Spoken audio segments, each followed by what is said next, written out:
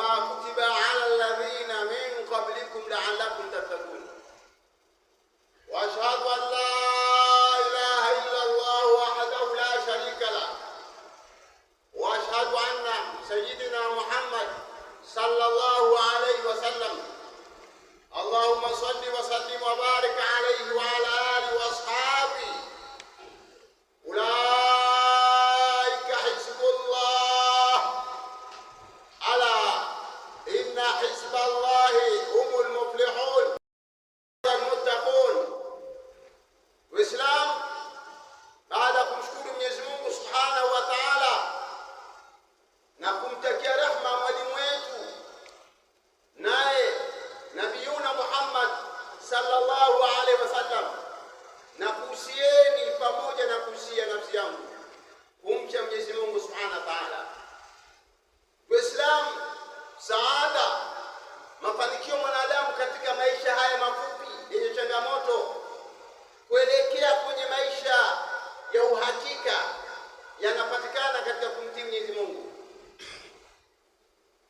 na hasara kwa mwanadamu kuanzia hapo ulimwenguni, na hasara kubwa ni kuishi kinyume Mwenyezi Mungu anavyotaka. Uislamu, tumshukuru Mwenyezi Mungu kuweza kutufikisha ndani ya Ramadhani. Nyingine, kuna watu wengine ambao walitamani kufika ndani ya Ramadhani, lakini Mwenyezi Mungu hakuwafikisha. Kuna wale ambao wameshamaliza muda wao, adu ila rabbihim, wamerudi kwa Mola wao, lakini kuna wengine ambao bado ni wagonjwa, wameingia katika dharura. Sasa mimi na wewe ambao tumebahatika, imekuwa ni chaguo la Mungu kutuwezesha kuingia katika siamu hii, tusitumie masihara, tusifanye masihara katika kuweza kutumia neema hii. Uislamu, neema hii ya Ramadhani ni yenye kuondoka, na nyinyi ni mashahidi. Ayuha saimun, enyi wenye kufunga, wenyewe ni mashahidi. Tumeanza juzi na siamu Ramadhani, na tumeshaingia katika 10 la pili kwa haraka ya ajabu. Ni mtu ambaye mwenye akili yake sawasawa awe na wasiwasi, aone kwamba Ramadhani imekwishaondoka. Kwa msingi huo, afanye juhudi za ziada kuhakikisha kwamba kama 10 la kwanza alifanya masihara, basi ajifunge kibwebe katika 10 la pili, kabla ya 10 la mwisho ambalo Mtume sallallahu alaihi wasallam alikuwa akijifunga kibwebe. Shadda mizara wa haya laila wa aikadha.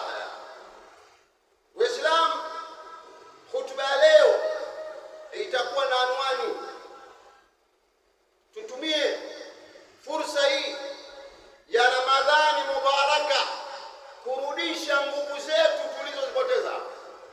Kama utakuwa huko na mimi katika hutuba hii, maana yake unaweza kuwa huko ndani ya hutuba kama huko, lakini ningependa uwe nami ili ujue ninachozungumza.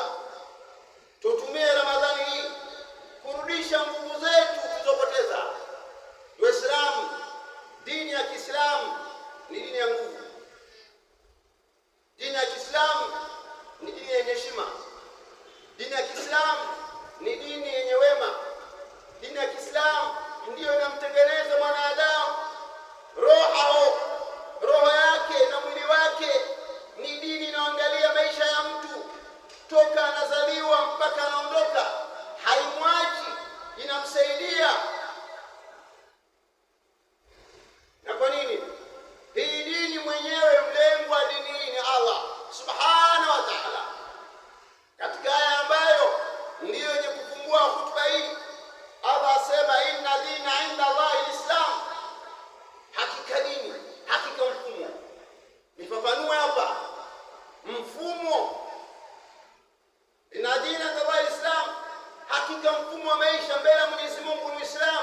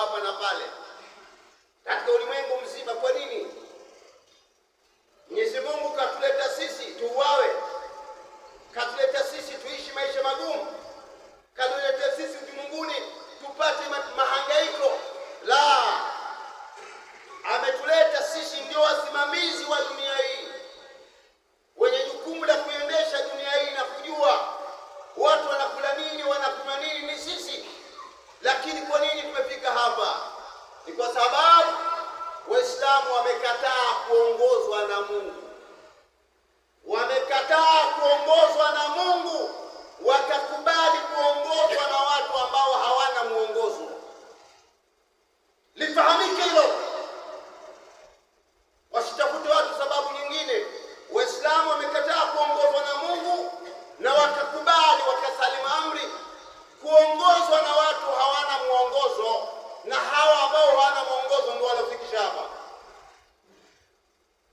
Waislamu, Mwenyezi Mungu kwa utukufu wake akaamua kuleta mwezi wa Ramadhani ili kuwarudishia Waislamu nguvu zao na heshima zao. Waislamu, siamu Ramadhani, kama mtu atafunga sawa sawa na atapata masharti yake, atarudishiwa nguvu zake alizopoteza. Wewe mwenyewe tathmini, toka umeanza siamu Ramadhani, kuna vitu gani vimebadilika? Utaona sura za watu zimebadilika. Siamu tayari imeshafanya kazi, imebadili sura za watu, afya za watu zimekuwa imara. Siamu tayari imekwisha tengeneza watu. Hii ndio kazi yake siamu Ramadhani. Haikuletwa siamu Ramadhani kuwa ni adhabu, kumfanya mwanadamu aishi na njaa.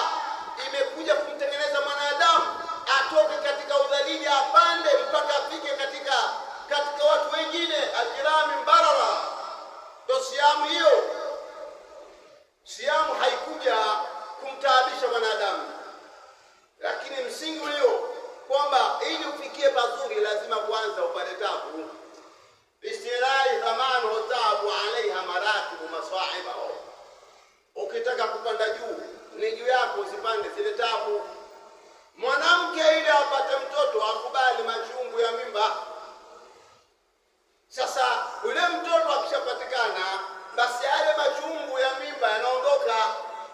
Mwenye kusoma ili afanikiwe, akubali tabu, akipata ile elimu, ile tabu haisahau. Sasa Waislamu ili wacha Mungu lazima wapite katika barabara ya njaa, barabara ya kukesha usiku ili atengenezwe mwanadamu. Hii ndio hikma ya Mwenyezi Mungu Subhanahu wa Ta'ala. Uislamu, ibada ya siamu, msingi wake, falsafa yake ni utii. Na ningependa hapo katika nukta hii watu wanipatie kwa karibu sana. Hotuba yangu zaidi itakuwa imesimama katika hapo. Kama ukulielewa hili, utakuwa wewe umeingia yaumul Jumaa kama mtu ambaye umekuchagupa, la muqimu wala musafir. Siamu Ramadhani msingi wake ni utii. Utii. Mwanadamu atakuwa utii. Kama hakuna utii, hakuna kinachokwenda. Na utaona Allah Subhanahu wa Ta'ala ameeleza namna funga ianze muda fulani. Muda kuanza muda fulani, funga inaanza muda fulani mpaka muda fulani. Na mwanzo wa kula ni muda fulani mpaka muda fulani. Na sisi tumeona namna gani watu wanatii. Sasa siamu Ramadhani isibaki tu kumtengeneza mwanadamu kwa mtiifu. Mwanadamu atii katika mambo yote ya Mungu. Sio mtu, sio itii nafsi yako, sio mtii mtawala ambaye anakwenda kinyume na Mungu. La, umtii kwa Mungu. Wewe taati la. Kwa nini umtii Mungu? Yeye ndio aliyokuumba wewe.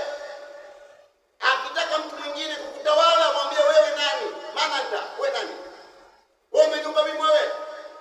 Namsikiliza aliyoniumba, anayenipa afya, anayenipa pumzi, huyo ndio namsikiliza. So wewe una nafasi kwangu.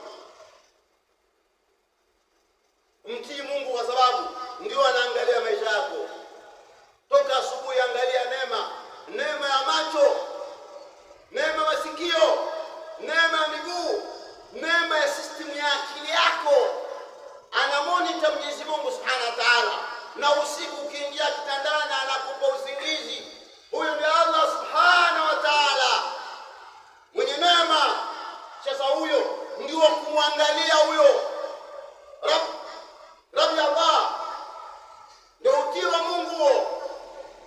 Uislamu kama nilivyotangulia, funga imetengenezwa katika mfano mwanadamu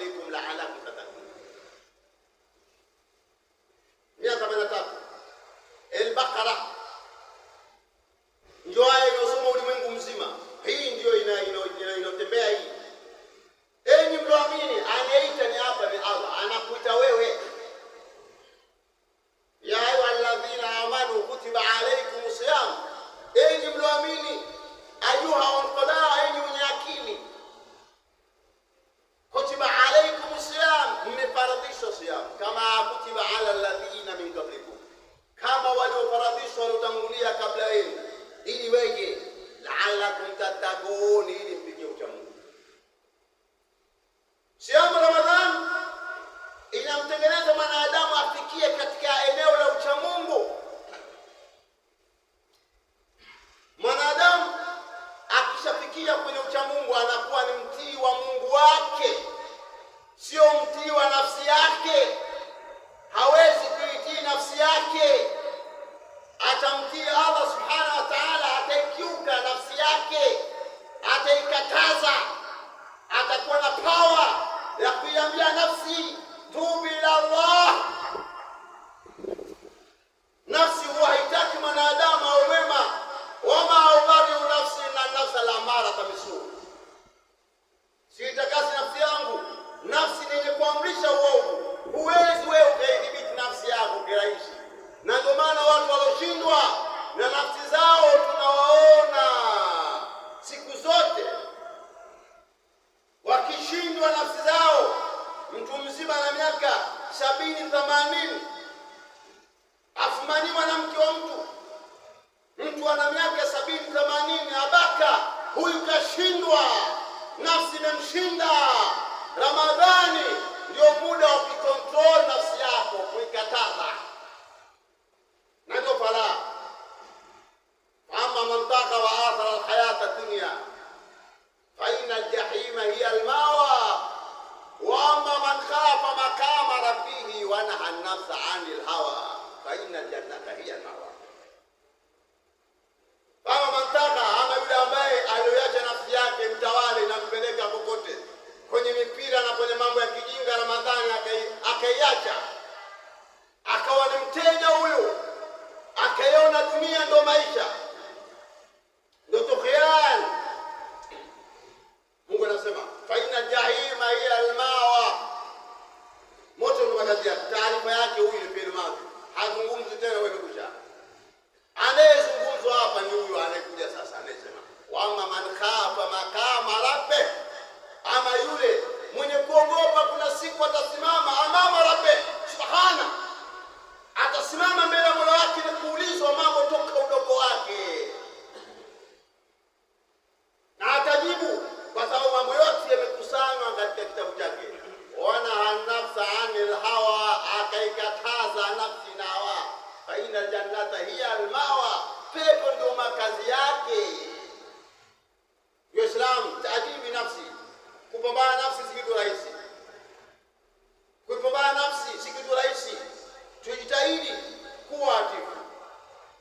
Uislamu, mtu akishakuwa mtiifu kwa Mwenyezi Mungu Subhanahu wa Ta'ala, yupo kutoa mali yake yote kwa ajili ya dini, yupo kutoa uhai wake kwa ajili ya dini Mungu na Mungu ende, yupo tayari kutoa chakula chake.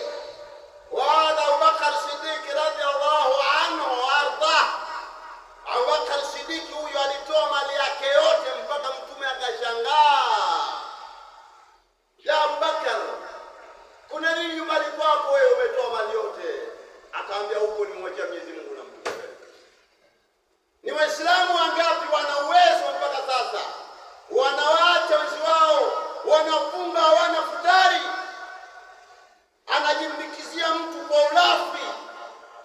Nasema ni ulafi, anafutari 6, 7, 8, anakula, maana yake analipiza wizi. Kama mchana kakosa kula vizuri, jioni analipiza wote. Juisi iko pale, matunda iko pale, mkate sio 10 iko pale, sijui kisheti iko pale. Babu wewe, hivi akili yako iko sawa sawa? Umeambiwa punguza kula wewe. Jirani yake hana lolote, lakini uko tayari. Uislamu, siamu Ramadhani inamtaka mwanadamu kuonyesha huruma kama Mungu ameonyesha huruma kwa waja wake ndani ya Ramadhani. Irhamu man fil ardi yarhamkum man fis samaa.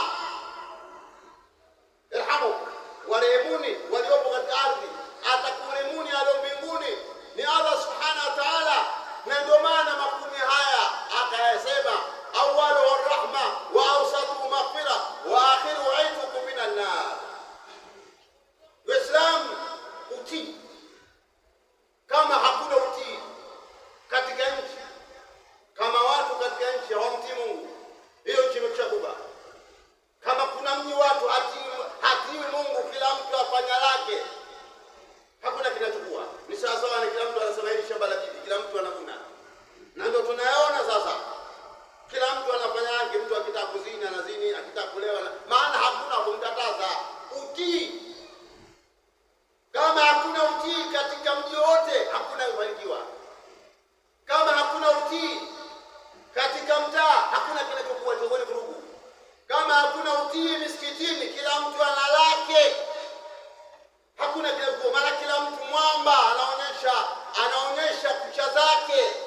pembe zake, hakuna kinachokuwa. Lazima pewe na utii.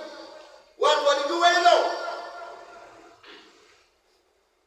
Kama hakuna utii kati ya mume na mke, mwanamke akaamua kuitawala nyumba na kwenda kwenye harusi bila ridhaa yako wewe, sasa wewe nani?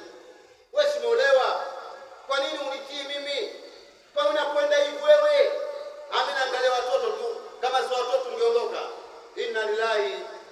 Wewe unadanganywa na nini wewe? Haya ni maisha madogo, kuna maisha baada ya haya. Waislamu, kilichokosekanika katika ulimwengu ni utii. Tumeacha kumtii Mungu, tunatii nafsi zetu na tumefikishwa hapa. Waislamu, katika kumtii Mwenyezi Mungu ndio kwenye maisha mazuri. Watu siku zote wanahangaika, wanatafuta maisha mazuri. Maisha mazuri yapo katika utii. Twende katika aya nyingine. Masahaba Mtume walipigana katika vita Uhud, lakini walichofanya Waislamu na Mtume akapoteza wanajeshi 70 ni baada ya masahaba wa Mtume kuto kumtii Mtume sallallahu alaihi wasallam. Mtume aliwakataza wasikimbilie ngawira, wakakimbilia ngawira. Mtume akakimbia akapoteza 70 wanajeshi 70 hafidhi Qur'an. Katika mazingira kama haya, na masahaba wengine wakajeruhiwa sana. Nataka kuonyesha kitu hapa wewe kitakachokusaidia katika maisha yako. Acha kiburi, acha dharau. Mtume sallallahu alaihi wasallam katika mazingira haya, kwa sababu yeye ndo kamanda wa vita na anasoma vita na kwenda vipi, hataki Mtume ashindwe vita, akawaambia wakabilini hawa. Pamoja wana majeraha, lakini akaambia wakabilini. Masahaba Mtume wana majeraha, na majeraha ya kipindi hicho sio majeraha sasa. Mavita ya pale zamani ilikuwa ni mbashara kati ya mtu na mtu. Akikuchoma mkuki, akikuharibia jicho tayari. Katika mazingira majeraha haya, Mtume akaambia wakabilini hawa, tusishindwe. Nao wakamkabili. Katika tukio kama hili Mwenyezi Mungu akalisajili, alladhina stajabu lillah والرسول من بعد ما أصابهم قرح للذين أحسنوا واتقوا أجر عظيم. Wale waliomtika Mwenyezi Mungu na mtumewe baada ya kupata majeraha, kwa wale waliofanya wema miongoni mwao na wakamcha Mwenyezi Mungu, wana malipo makubwa. Waliwakabili adaihi baada ya kumsikiza Mtume. Waislamu, ni juu yetu tusiangalie mazingira, tuangalie vipi Mwenyezi Mungu anasemaje yeye na mtume wake.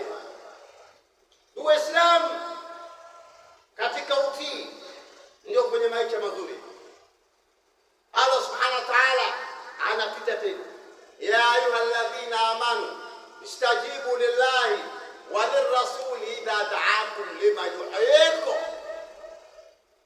Kuna wengine wanalala ndani ya Ramadhani, ndio mtihani kwa nao. Unalala ndani ya Ramadhani, huko kaburini utalala muda gani? Maana naona wengine hawanisikilizi, wameshalala. Shauri yao. Alladhina stajabu lillah, anasema Allah subhanahu wa ta'ala, ya ayyuhalladhina amanu, ya ayyuhalladhina amanu istajibu lillah wa lirrasuli idha da'akum lima yuhyikum wa'lamu anna Allaha yahulu baina al-mar'i wa qalbi wa annahu ilayhi tuhsharun. Sura 8 utakuta maneno haya. Sikiliza nidai wewe, ya ayyuhalladhina amanu, wenyi mlioamini. Maana tunaambiwa sisi istajibu lillah wa lirrasuli, muitikeni Mwenyezi Mungu na mtumewe. Idha da'akum, anapokuiteni katika inayokupeni maisha mazuri ambayo ni Qur'an na Sunna. Lima yuhyikum wa alamu anna Allah yahulu baina al-mar'i wa qalbi, tambueni Mwenyezi Mungu ingia kati ya mtu na moyo wake, akauchukua moyo wake akafa. Wanao ilahi tosharun, na kwake mtakusanywa. Katika kumwitika Mwenyezi Mungu ndio kwenye maisha. Kinyume chake khilafa dhalika, kinyume chake ni kwenda kuingia kwenye maisha magumu. Waman arada an dhikri fa inna lahu maishatan dhanka wa nahshuruhu yawma alqiyamati a'ma. Mkenda kinyume tu, Mungu anakujeni. Mungu anaenda kuleta watu wengine. Wama khalqukum wala ba'thukum illa ka nafsin wahida. Hakukuwa kuumba kwenu kufueni kama nafsi moja. Mnaweza kuondosha watu wote. Dunia ina watu kama bilioni 7, bilioni 8. Wanaweza kuondoshwa kaleta watu wengine ili kwa Mwenyezi Mungu jepesi. Waislamu tumwitike Mwenyezi Mungu. Ndio kwenye mafanikio, ndio kwenye saada. Nje ya kutokumwitika Mwenyezi Mungu ni kwenye hasara. Nimeeleza hapa, ya ayyuhalladhina amanu istajibu lillah wa lirrasuli idha da'akum lima yuhyikum. Islam, mtu akishamcha Mwenyezi Mungu anakuwa vipi? Analalama, anasema peke yake, anazungumza maneno haya siku zote tunazungumza maisha magumu. Hasemi mtu huyo. Akishakuwa mcha Mungu hasemi maneno hayo. Kwa nini? Tayari ameingia katika mtandao, ameingia katika upande wa Mungu. Hahangaiki na kutafuta 10,000 na 20. Anakuwa ni mtu ambaye ana fikra nyingine, anakuwa na fikra za kimapinduzi, anakuwa na mtu ambaye anataka ulimwengu urudi katika utaratibu wa Mwenyezi Mungu. Allah anasema, waman yattaqillaha yaj'al lahu makhraja. Mwenye kumcha Mwenyezi Mungu humjalia njia ya kutokea. Ikiwa kuna tatizo tu, utakuta Mungu anakupa njia. Hiyo ndio faida ya kumcha Mungu. Ayuha al-ghafilun, enyi wenye kulala ndani ya Ramadhani, sikilizeni maneno haya. Waman yattaqillaha yaj'al lahu makhraja. Mwenye kumcha Mwenyezi Mungu humpa njia ya kutokea. Babaiki likitokea jambo katulia, anajua Mungu atatia njia hapa. La pili, wayarzuku min ghairi la yahtasib. Humruzuku katika njia asizotaraji. Huyo ndo Allah. Na jingine, maisha yake yanakuwa vipi? Maisha yake yanakuwa vipi?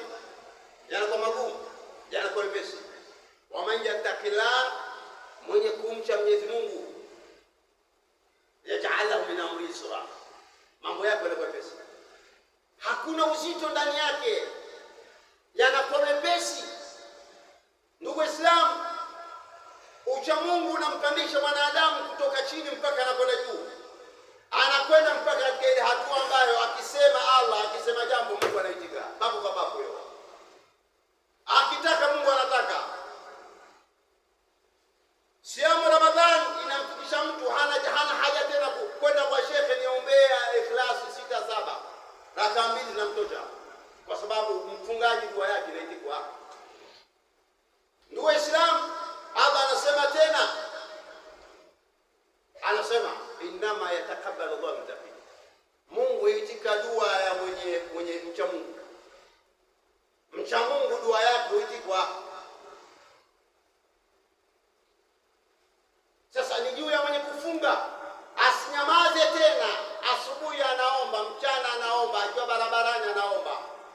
Dua ya mwenye kufunga dua yake inaitikwa. Dua uswaim.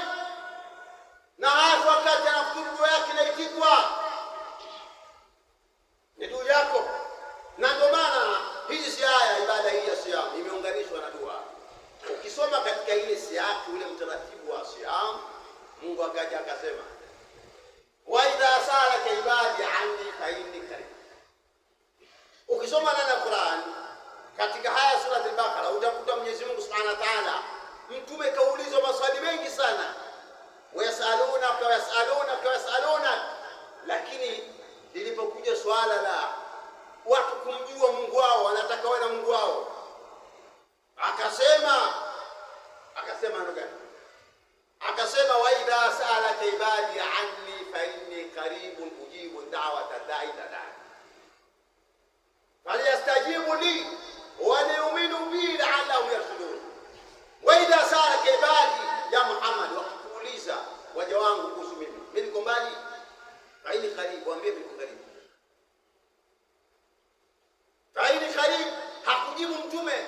live kajibu Mwenyezi Mungu Subhanahu wa Ta'ala, fa inni qaribun ujibu da'wata da'i ila da'an falyastajibu li wa liyu'minu bi la'allahum yarshudun. Sharti za mbili tu, utaka dua yako itikwe, umwamini Mwenyezi Mungu, falyastajibu li, umuitike Mungu. Angalia istijaba katika aya za kwanza nilizofungulia hutuba hii, nilizungumza hapa, kumuitika Mungu ndio msingi.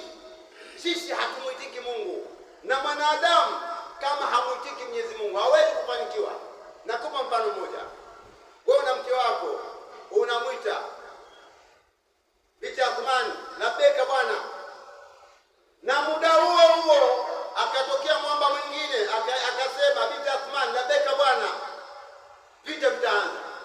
Kumbe huyu mke si wa kwangu peke yangu, tunashare. Sasa iweje Mwenyezi Mungu Subhanahu wa Ta'ala kamuumba mwanadamu anampa kila kitu? Msikitini anaabudiwa, alafu nje msikiti kuna miamba mengine ina sheria. Mungu hataki.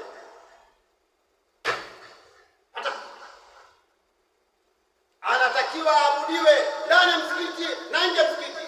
Sheria ya Mungu ipo ndani ya msikiti, nje ya msikiti. Ndio dini hiyo, sio dini mseto. Kama una Mungu ndani ya msikiti na nje una Mungu mwingine, wewe mshirika mshirika. Na ndio maana Mwenyezi Mungu hataki. Katika ibada ya shirki hamsamehi. Na tukaeleza aya kadha, tukaeleza namna wenzetu waliomuitika Mtume sallallahu alaihi wasallam, alladhina tajabu lillah warasuli min ba'di ma asabahum qarha, wale waliomuitika Mwenyezi Mungu na mtumewe baada ya kupata majeraha. Kwa wale waliofanya wema miongoni mwao wakamcha Mungu, wana malipo makubwa. Jamani, kuna malipo makubwa kuliko pepo. Kuna malipo makubwa zaidi, kuna malipo makubwa zaidi ya pepo, na hiyo ni ridha. Mungu kuridhia. Mungu akishakuridhia katika ulimwengu, hakuna kitakachokusumbua. Mke hatakusumbua, mume hatakusumbua, mchawi hatakusumbua, atasalimu amri. Leo tunasumbuliwa na vitu vidogo vidogo katika mtaa. Anaonekana mtu mmoja ni mchawi, anagopewa. Nilikwenda mji mmoja, na si mji mmoja, Dar es Salaam hivi, tena maeneo ya Sinza. Nikaambiwa kuna mwamba mmoja anaogopewa sana. Watu wakifanya shughuli zao za kuchinja kama hakika apelekewe nyama tena ilonona, na kama si hivyo basi mtu upata matatizo. Yeye ni mwamba katika uchawi, tena na jina la Kiislamu. Inna lillahi. Tumefika hapa jamani. Akitafutwa mzinifu Muislamu, akitafutwa mchawi Muislamu, akipigwa tafsiri, yani vurugu moja kwa moja. Tumefika hatua hii, mtu mmoja anagopewa katika mtaa. Nikasema katika nafsi yangu, huyu tungeomba angekaa cheka, tungemuonyesha. Angekuja hapa ningemuonyesha. Maana wachawi hapa mshasali mambo. Wachawi wacheka wamesali amri. Bana wachawi hapa wamesali mambo. Wamejaribu wamekwama. Ala. Wale tu uchawi wako kutoka suwa kilo 6 kilo 7. Jaribu uone.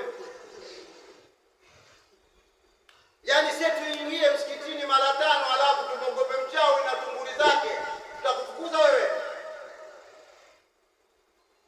Waislamu, Mungu sisi katuumba kwa malengo maalum na kwa muda maalum. Na ndio maana hakutaka tena sisi tuhangaike. Ardhi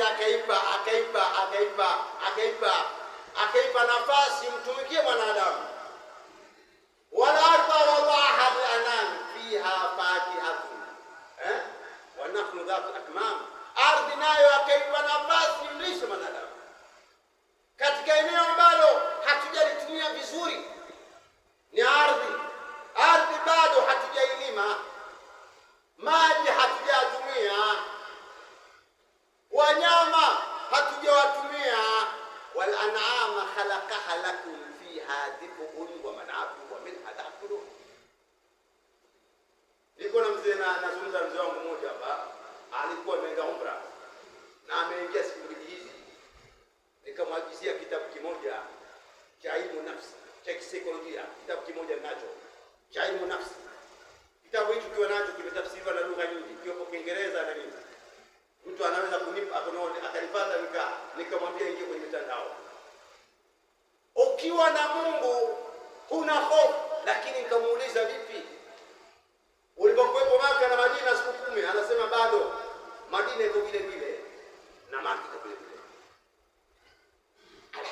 Mtume kaka Madina Madina Munawwara, Mtume aliombea aliombea dua Madina.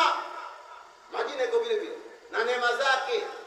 Na ajabu mtu akitoka Madina au Maka kuna harufu fulani anakuwa nayo. Wallahi.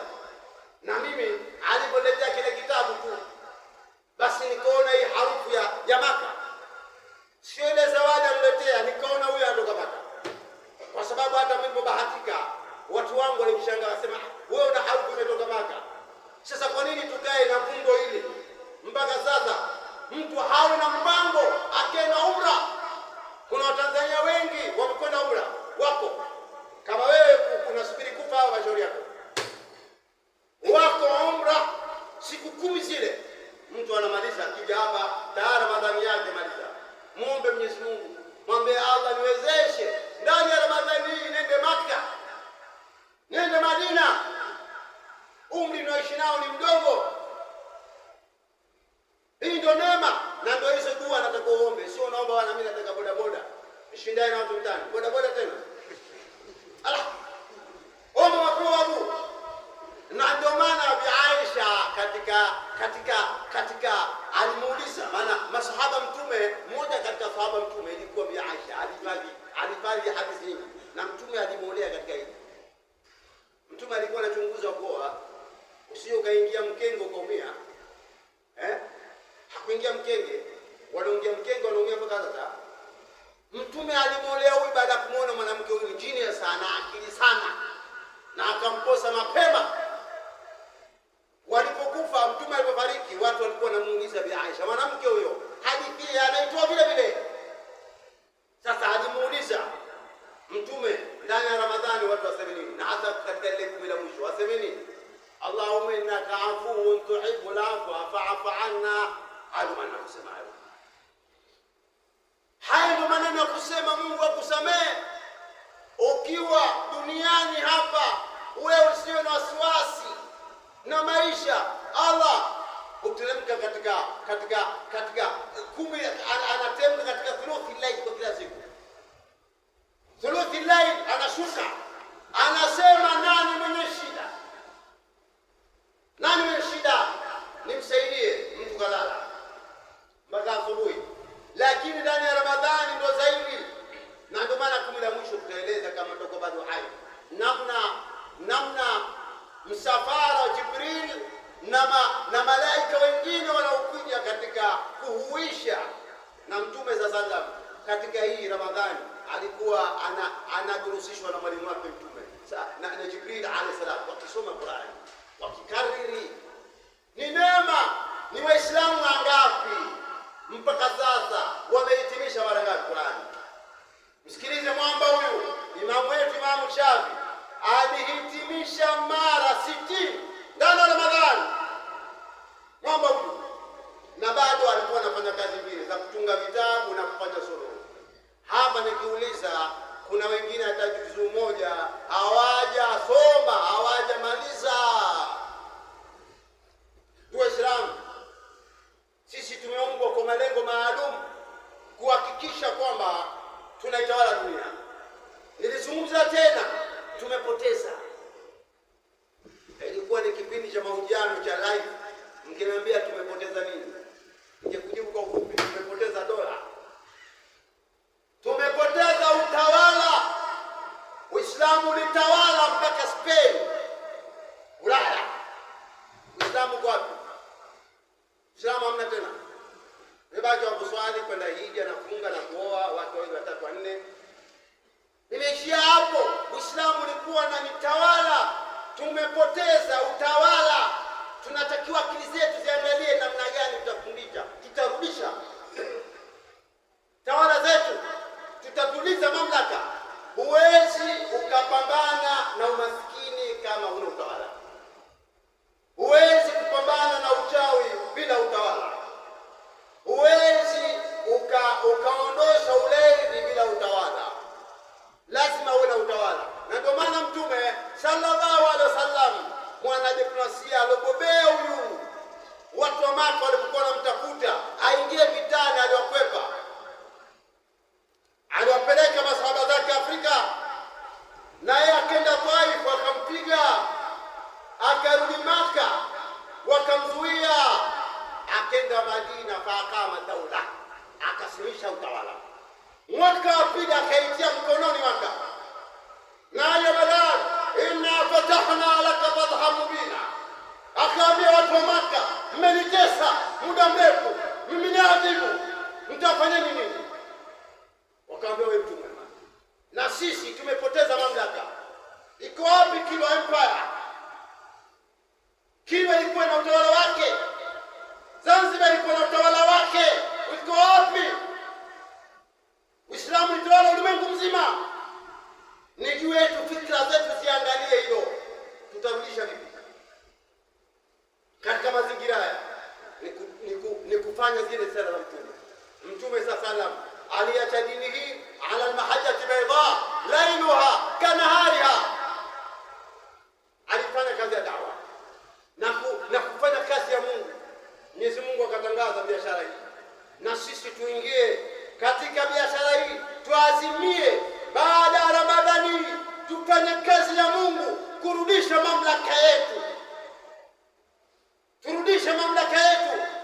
Na Allah ameahidi kama tutasimama ataturudisha mamlaka. Ya ayyuhalladhina amanu hal adullukum ala tijara tunjikum min adhabin alim tu'minuna billahi wa rasulihi wa tujahiduna fi sabilillah bi amwalikum wa anfusikum dhalikum khayrun lakum in ta'lamun. Angalia wito mwingine huu, sikiliza wito huu. Ya ayyuhalladhina amanu,